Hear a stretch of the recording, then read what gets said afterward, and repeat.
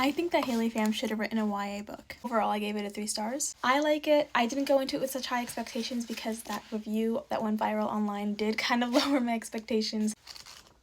I think Haley's writing style very much translates her actual humor and the way she really talks and thinks. Blair's mom felt like every mom I know in my own community. As a reader, I thought the exploration of Blair and Declan's relationship after their breakup was a bit boring. It did feel like the situation could have been resolved in literally 260 pages and not 311. If they shifted gears to focus on the YA part of this book, which is Blair and Declan exploring their first love, it would have made for an even better story.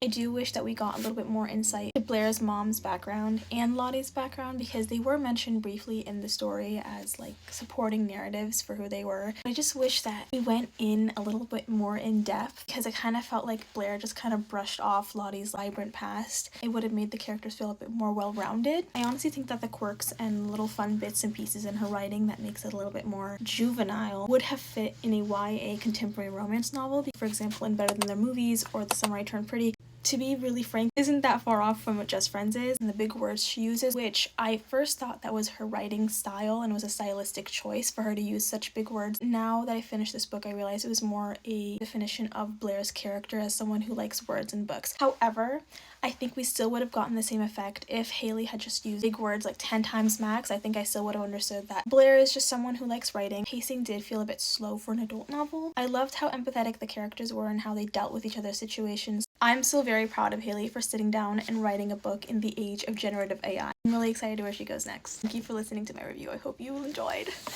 Bye.